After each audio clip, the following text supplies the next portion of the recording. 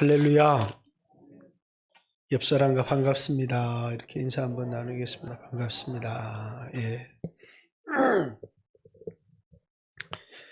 오늘 본문은 예수님께서 가버나움에 여러 날 계시지 않았다. 그리고 이제 유대인의 유월절이 가까운지라 그러면서 이제 예수님의 첫 번째 유월절 기사를 기록하고 있습니다. 1장의 예수님 사역에서 제자 공동체를 형성하는 사역을 이루신 이후에 이제 여러분 다른 복음서에는 마태복음은 이제 16장 20절 그러니까 이제 서론이 나오고 4장 21절부터 16장 20절까지 예수님의 갈릴리에서의 사역이 이제 이 마태복음의 3분의 1을 차지합니다.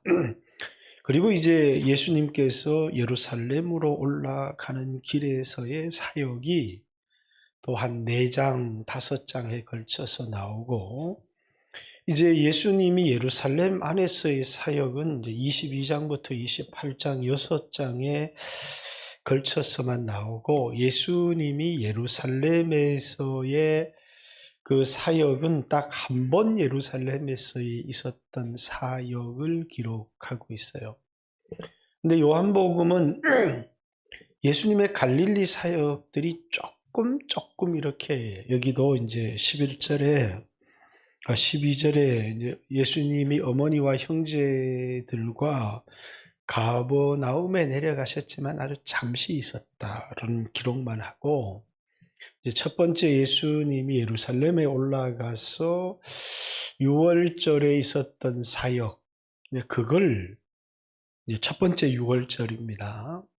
그리고 이제 예수님 7장에 다시 또 예루살렘에 올라가서 예루살렘에서의 사역, 두 번째 예수님 예루살렘에 올라가시는 겁니다.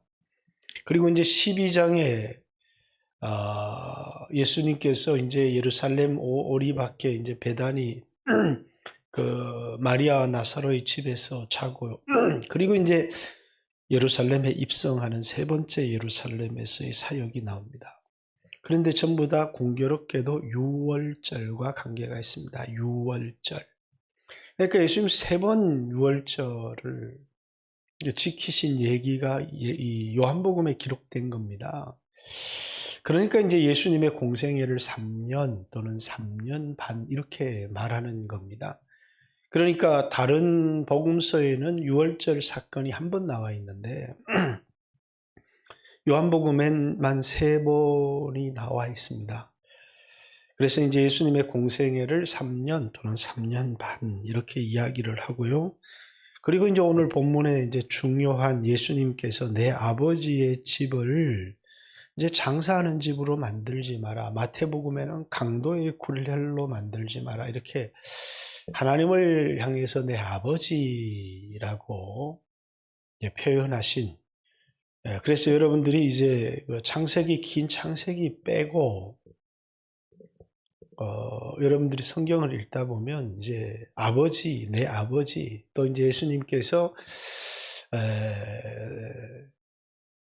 하나님을 향해서 아버지, 내 아버지 곧 너희 아버지 이렇게 이제 우리를 향해서 하나님을 아버지라고 부를 수 있도록 요한복음 21장에 나오는 장면이죠. 우리로 하여금 자녀가 되는 권세를 주셨다라고도 얘기할 뿐만 아니라 이제 감히 유대인들은 하나님을 아버지라고 부르는 것을 상상할 수 없었는데 오늘 우리가 너무나 흔하게 부르는 하나님 아버지 이게 이제 요한복음 중심의 신학이다라는 사실을 그리고 이제 예수님의 이 말 때문에 예수님의 첫 번째 제목 신성모독죄 하나님을 아버지라고 했다는 겁니다. 두 번째 이 성전을 헐어버려라. 이제 세 번째 성전입니다. 이 성전이 첫 번째는 솔로몬 성전이고 두 번째는 516년에 완공된 BC 516년에 완공된 스룹바벨 성전이고 예수님 당시에 이 성전은 헤롯 성전입니다. 46년에 걸쳐서 짓고 있었고 64년에 걸쳐서 이게 이제 완공이 됩니다. 그래서 정확하게 AD 70년 완공된 지 7년 만에 이 성전은 무너져 버리고 아직까지도 재건되지 못하고 있는 그런 성전입니다. 그래서 예수님이 이 성전을 헐어버려라, 내가 사흘 만에 일으키라 라고 하신 이 예수님의 말씀이 성전 모독죄로 걸려서 예수님이 사형 선고를 받게 됩니다. 그래서 예수님의 이 제목은 두 가지인데, 하나는 하나님을 아버지라고 불렀다고 하는 신성모독죄고, 또 하나는 성전을 헐어버리라 내가 사흘 만에 일으키리라고 하는 성전모독죄.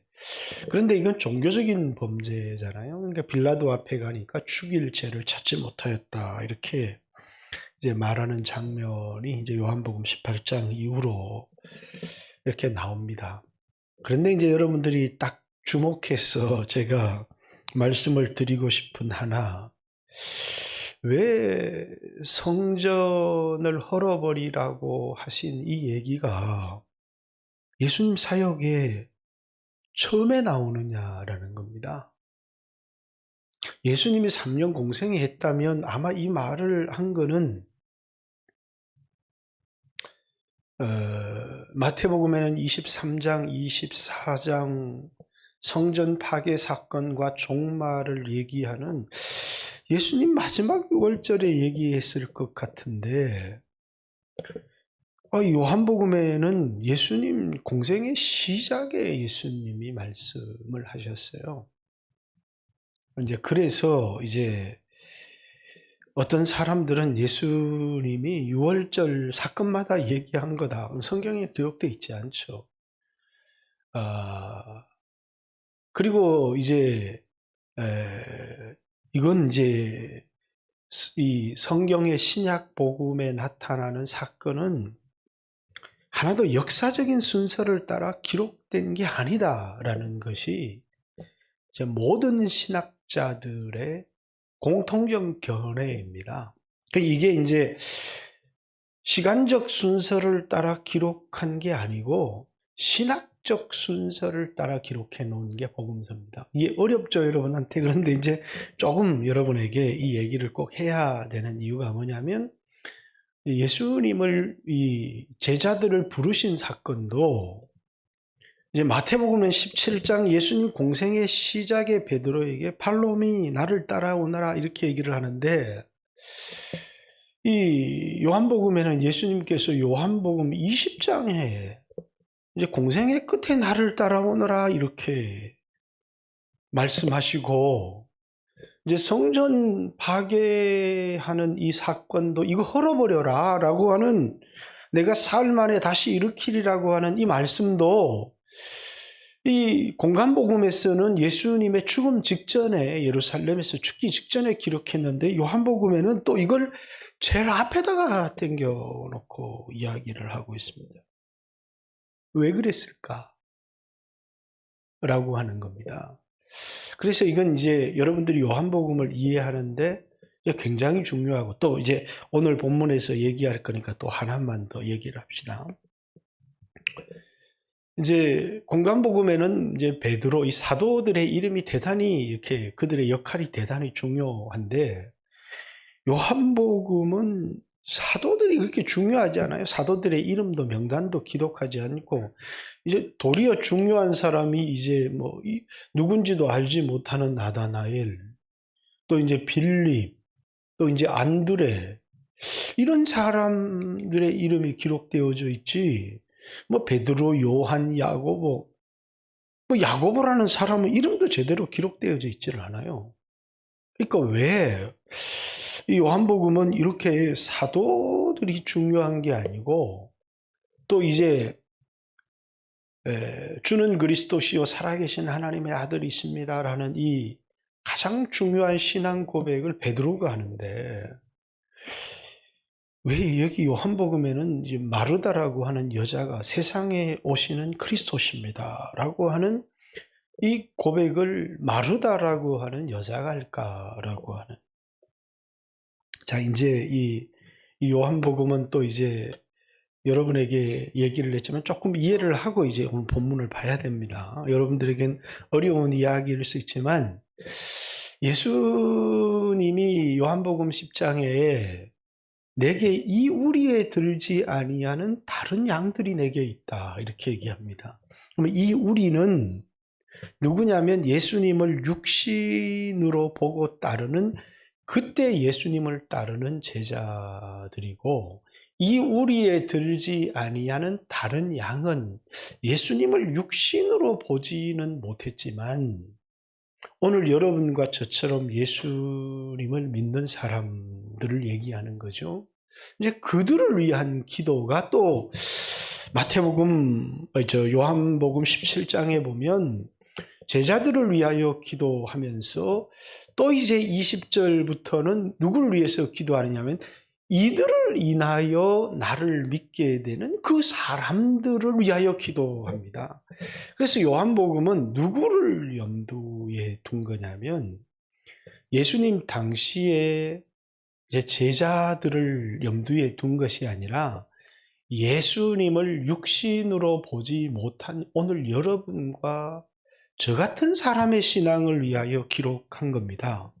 그래서 이제 디도모라고 하는 도마에게도 믿음이 없는 자가 되지 말고 믿는 자가 되라. 이게 끝이 아니고, 그러나 보지 못하고 믿는 자가 더 복되다 이렇게 얘기를 하시고, 아니 예수님 어디 가십니까? 이렇게 얘기를 하는데 내가 가면 성령을 너희에게 보내줄 텐데 내가 가는 것이 너희에게 또 유익하다. 이렇게 예수님을 육신으로 보고 따르는 것보다 성령을 받아 신앙생활하는 사람들이 더 유익한 사람이다라는 이야기도 모두를 누구의 염두를 두고 한 얘기냐면 오늘 여러분과 저처럼 예수님을 육신으로 보지 못한 사람들의 신앙을 인도하기 위해서 기록해 놓은 복음서죠. 그렇기 때문에 이제 오병이어의 기적을 이렇게 베푸는데 이제 예수님께서 떡을 떼어 사도들에게 주시고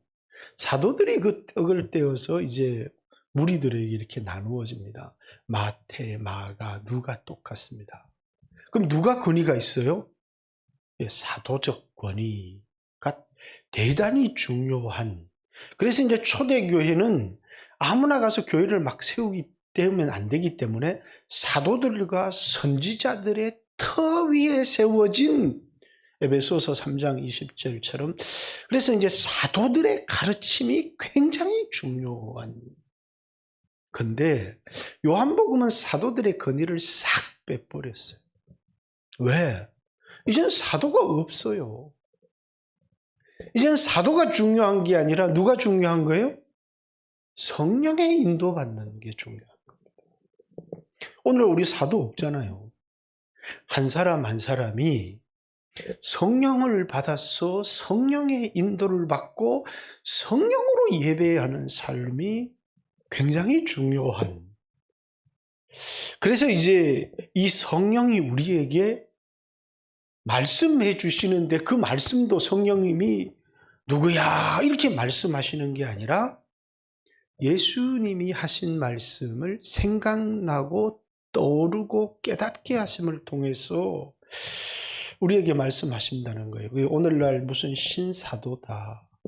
그래서 뭐 자기가 사도고 우리는 성도들이고 자신의 권위에 복종해야 되는 것처럼 이야기하는 이런 사람들이 다 가짜예요. 이미 주님은 사도가 없는 시대를 대비해서 이제 여러분과 제가 이제 성령의 인도를 받되 그 성령이 하나님 말씀을 깨닫게 하심을 통해서 여러분과 저를 인도하는 이 시대를 대비해서 이 요한복음이 우리에게 주어진 거다. 자, 여기까지 설명하고 다시 이제 본론으로 돌아가 보겠습니다. 왜 성전 전결 사건이 여기 기록됐을까? 왜? 여러분 이제 요한복음의 이 복음을 받은 사람들은 대부분이 이방인이죠. 마태복음은 이제 하나님 나라 이렇게 기록된 게 아니라 하늘나라 이렇게 기록된 걸 보니까 이건 유대인들을 위한 복음서입니다. 그리고 모든 복음을 마태복음에는 설명할 때 구약에 이렇게 기록된 말씀이 응하였더라. 이렇게. 그걸 그렇게 설명하는 이유가 뭐예요? 구약에 능통한 유대인들을 위하여 기록해 놓은 복음서가 마태복음인데, 그런데 이제 이방인들은 성전 중심의 예배가 중요한 사람이 아니에요.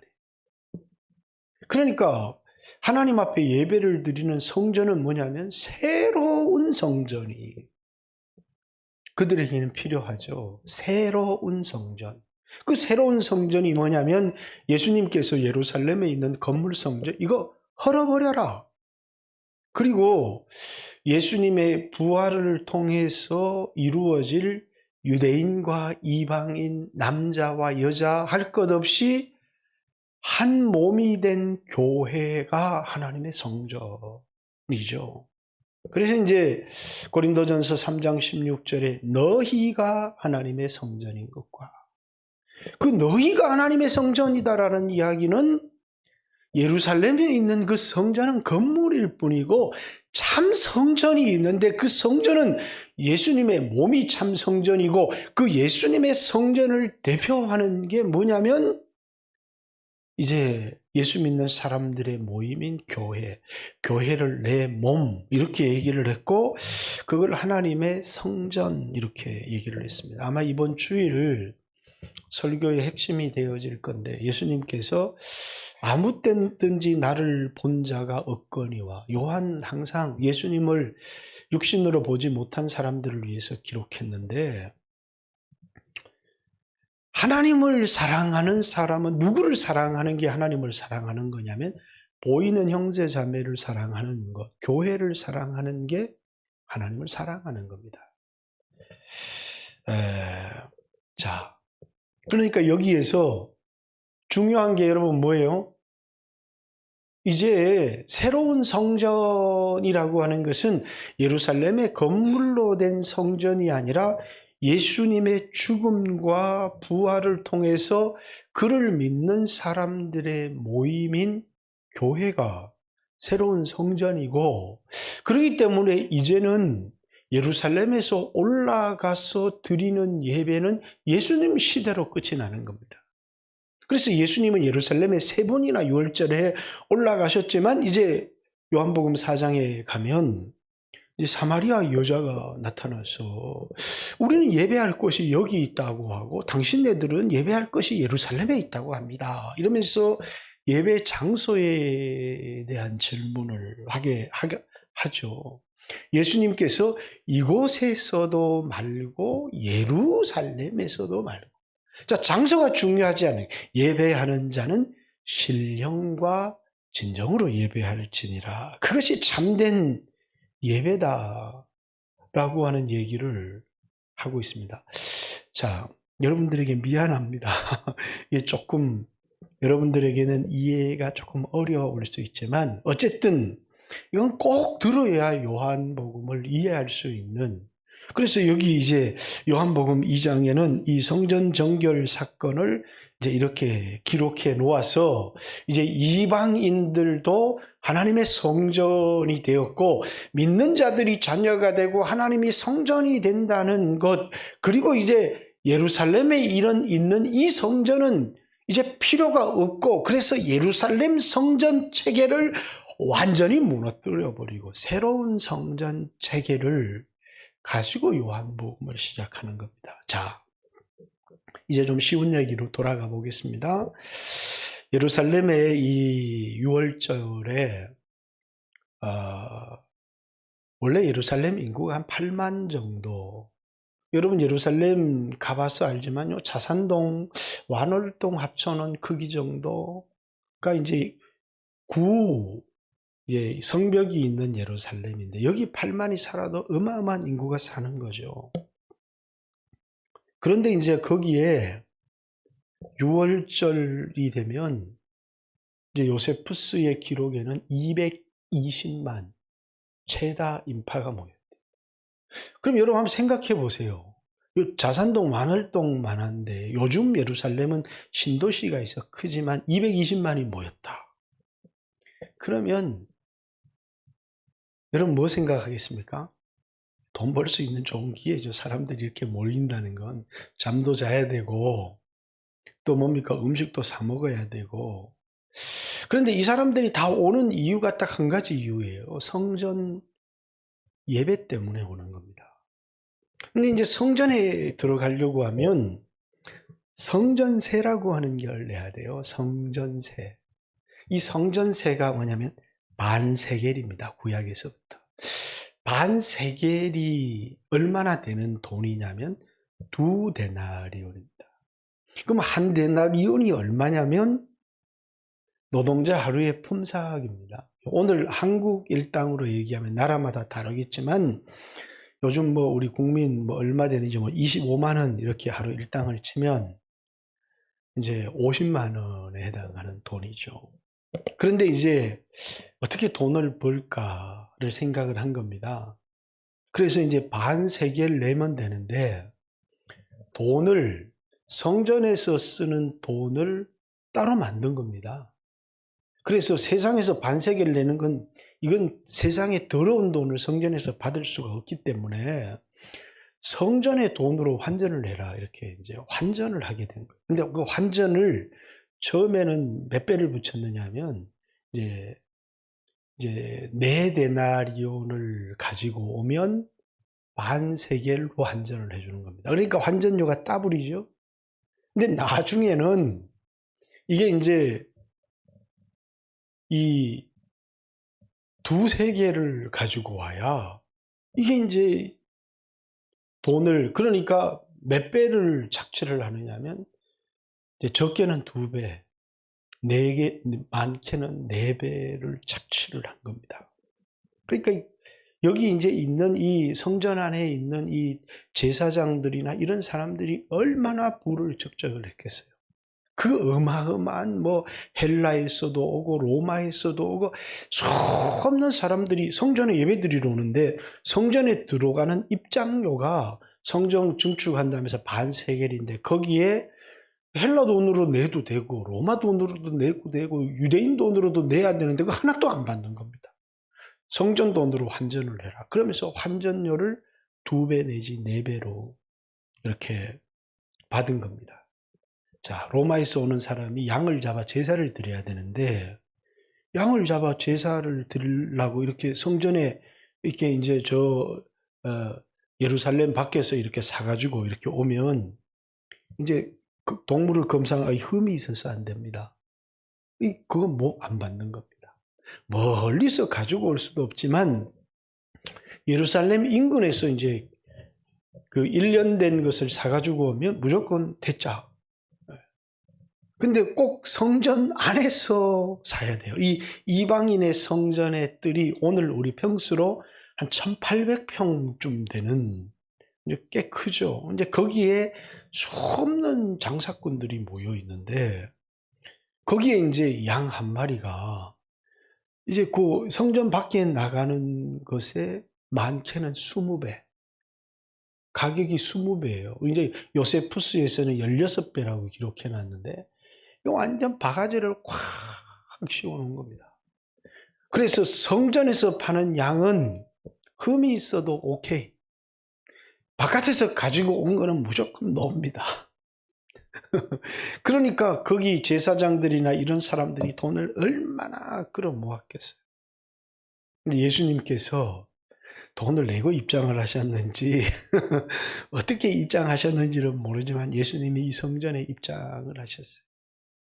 예수님이 얼마나 붕괴를 하셨겠습니까? 오늘날 성도들에게는 예수님은 따뜻한 분이고 사랑이 넘치는 분이고 화를 내릴 줄 모르는 분인데 예수님이 대노하셨어요. 제가 이제 대학교 다닐 때 열심히 신앙생활 하니까 야, 네가 믿는 예수님 이분 맞나? 왜 이렇게 화를 내고 노끈을 만들어가지고 채찍으로 사람을 두드려 패고 장사하는 사람들한테 행패해 놓는 거, 예수님 깡패가? 이렇게 나한테 물어보는. 근데 오늘날 예수님에 대한 잘못된 이해들이 너무 많습니다. 예수님은 은혜가 넘치시는 분이고 인자가 끝이 없는 분이지만 죄에 대하여 진노하시는데 그 분노를 감당할 수가 없습니다. 그래서 예수님이 오실 때 왕들도 세상의 군왕들, 권력자들이 예수님 앞에 자기를 숨겨달라고 이렇게 바위의 틈에 숨는 모습들이 나오잖아요. 왜? 하나님은 죄에 대하여 어마어마하게 진노하시는 분이시라는 사실도 여러분들이 알아야 경건하게 살 수 있습니다. 근데 예수님이 들어오시더니 이게 노끈으로 채찍을 만들어서 막 장사한들의 상을 엎어버리시고 또 이렇게 양들과 소들을 막 채찍질해서 성전 밖으로 몰아내시면서 이제 성전을 정결케 하시는 사건. 그렇죠. 오늘날 교회의 가장 큰 위기가 교회가 더러워졌다는 거예요. 그냥 우리가 예루살렘의 성전이 이래서 예수님 노끈으로 이렇게, 오늘날 교회가 뭘로 더러워졌어요? 돈으로. 그 돈이라는 게 딴 것 아닙니다. 전부 다 성도들 마음속에 세상 사랑과 돈에 대한 생각이 가득하다는 겁니다. 목사가 이렇게 하면 복을 많이 받으니까 목사를 벤츠 타게 하면 여러분도 벤츠 탑니다. 이러면서 해가지고 사기를 쳐서 하는 것이 아니라고 할지라도 전부 다 신앙생활이 뭐냐면 영생을 얻기 위한 신앙이 아니고 세상의 복을 받기 위한 신앙으로 전부 다 더럽게 물들어져 있다는 것. 돈에 대한 사랑, 세상에 대한 사랑. 여러분 한번 생각해 보세요. 요한복음 1장에 제자가 예수님을 따릅니다. 예수님 첫 번째 질문을 던졌어요. 뭘 구하느냐? 이제 그들이 구했던 건 썩을 양식, 세상의 편안함, 이 땅에서의 성공. 그래서 마태복음 6장에 수없는 군중들이 예수님 따르잖아요. 이유가 떡을 먹고 배부른 까닭이로다.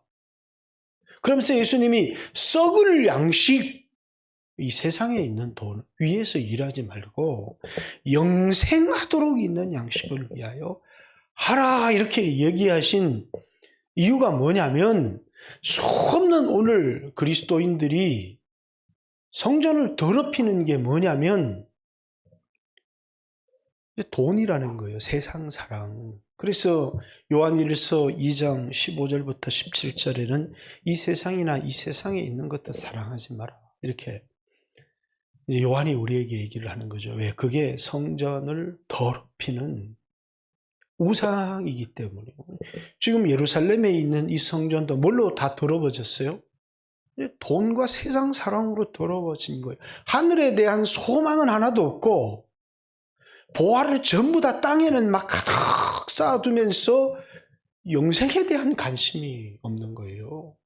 그래서 예수님이 내 피 받아 마셔라, 내 살 받아 먹으라니까 제자들이 다 떠납니다. 왜 우리한테 관심이 없는 얘기를 하지? 좀 우리한테 와닿고 관심이 있고 세상에 복을 받고 편안하고 이런 기도도 해주고, 왜 이런 얘기를 다 떠나는 겁니다. 예수님 베드로한테 제자들의 너희도 가려느냐? 영생의 말씀, 영생의 말씀이 여기 있는데 우리가 니게로 가오리까? 기독교의 목적은 이 세상의 기도도 듣고 문제도 해결해 주시지만 근본적인 목적이 세상 사랑, 세상 성공에 있는 것이 기독교가 전혀 아니라는 거예요. 근데 오늘날 기독교는 세상의 문제를 해결하고 세상의 성공을 보장하고 세상의 축복을 받도록 하는 우상으로 물들어지고 더러워진 기독교라는 거예요. 이렇게 얘기하면 좋아하는 분이 잘 없어요. 근데 이건 사실이에요. 예루살렘에 있는 건물 성전이 더러워졌던 것처럼 오늘날 이제 새로운 성전, 예수 믿는 사람들의 모임인 교회가 하나님 성전이지만 사람들의 마음속에는 하늘에 대한 소망이 있는 게 아니고 이 땅에 대한 성공과 돈밖에 없다는 거예요. 이 날이 무슨 날이었어요? 6월절이에요. 6월절이 여러분 뭐 하는 날입니까?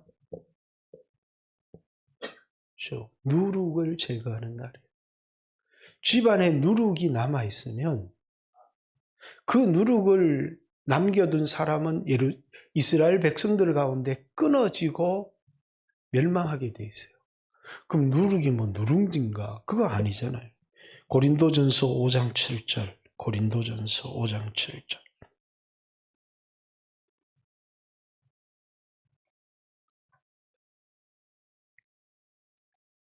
너희는 누룩 없는 자인데 새 덩어리가 되기 위하여 묵은 누룩을 내버리라. 우리의 유월절 양 곧 그리스도께서 희생되셨느니라. 또 예수님은 제자들에게 이제 바리새인의 누룩을 조심해라 이렇게 얘기를 하니까 제자들이 우리가 빵을 안 가지고 와서 그랬나? 그 누룩이라는 게 뭐냐면 바리새인의 교훈을 조심하라는 거죠. 바리새인들처럼 외식에 빠지면 안 된다는 거죠. 오늘 그리스도인들이 뭐냐면 우리는 누룩이 없는 새 덩어리의 떡인데 그렇게 되기 위해서 유월절 양 대신 그리스도께서 희생이 되셨는데 그런데 교회 안에 세상적 가치관이 가득 들어와 있다는 겁니다. 그래서 성도들끼리 나누어도 전부 다 이 세상에 대한 이야기고 세상의 성공에 대한 이야기고 왜 이렇게 되어져 버렸느냐라는 것은 세상적 가치관이 교회 안에 자리 들어와서 세상과 교회가 다를 바는 하나도 없는데 단지 세상은 이제 공부 열심히 해서 성공하려고 하는데 예수 믿는 사람들은 기도 열심히 해서 돈 벌려고 하는 차이밖에 없는 겁니다. 그러나 그 차이가 아니고 세상과 교회의 차이는 교회는 세상과 근본적으로 추구하는 것이 다른 게 세상은 이 땅을 사랑하고 살아가지만 세상은 육신이 전부인 줄 알고 살아가지만 세상은 떡으로 살아가지만 예수 믿는 사람들은 육체가 아닌 자신의 영혼을 사랑하며 살아가고 예수 믿는 사람들은 떡이 아닌 말씀으로 살아가고 그래서 이 공동체는 왜 이런 공동체를 만들었느냐면 세상의 형편을 따라 살아가는 게 아니라 하나님 말씀으로 살아가는 그래서 우리 세상과 달라야 사는 거고 세상과 달라야 존재할 이유가 우리에게 있는 것이요. 그래서 너희는 세상의 빛이다. 너희는 세상의 소금이다. 이렇게 말씀하신 겁니다. 이게 뭡니까? 성전을 정결케 하신 예수님의 사건이 오늘 예수님 우리 교회에 오셨다. 그러면 어떤 일들이 일어나겠어요? 여러분 오늘 예수님이 우리 교회에 오시면 막 칭찬해주고 그럼 너무 좋을 건데 오늘날 인본주의 기독교, 오늘날 인본주의 크리스찬들은 예수님이 오시면 안아주실 거야, 위로해 주실 거야. 착각하지 마세요. 예수님이 오시면 아주 진노를 폭발하실 겁니다. 이렇게 얘기하는 사람은 인기가 없어요. 근데 깊이 고민해 봐야 돼요. 왜 예수님이 이런 모습을 성전에서 보이셨는지, 오늘날 교회 안에서 우리가 정말 회개해야 될 게 뭔지, 우리 안에 있는 누룩을 다 내어버려야 되고 세상과는 다르게 살기로 결단을 해야 돼요. 왜? 우리는 세상과 다르기 때문에 너희가 세상에서 환난을 받고 박해를 받는 것입니다. 그러나 너희는 세상을 두려워하지 마라. 내가 세상을 이기었노라. 이렇게 예수님이 요한복음 16장에 선언하고 있는 거예요. 그런데 열심은 하는데 전부 다 열심이 뭐냐면 세상에서 복을 받기 위한 열심이라. 그래서 여러분들 내가 이렇게 열심을 냈습니다. 근데 예수님은 가짜. 이렇게 되면 얼마나 슬프겠습니까? 그리고 저처럼 이런 돈을 사랑하고 추구하는 사람들이 전혀 아닙니다. 그리고 그것으로 세상과 비교할 필요도 전혀 없습니다. 여러분들이 그렇게 살려고 하는 그 순간부터, 그래서 모든 돈, 모든 이런 것은 돈이 얼마나 덕을 받나 손해를 받나 이게 중요한 게 아니라 내가 정말 얼마나 간절히 예배드릴 수 있고 주의를 할 수 있느냐가 우리에게 가장 중요한 기준이라는 사실을 잊지 않았으면 좋겠습니다. 같이 한번 취하신 후에 우리가 주님을 사모하는 그런 예배의 열정도 회복할 수 있도록 도와주시고 우리의 마음을 정결케 해주시고 깨끗하게 해주시고 세상의 마음을 두고 세상을 사랑하며 살았던 삶을 돌이키고 회개할 수 있게 해주십시오. 같이 한번 주여하신 후에 한 2, 3분만 간절히 기도합니다. 기도드리겠습니다. 주여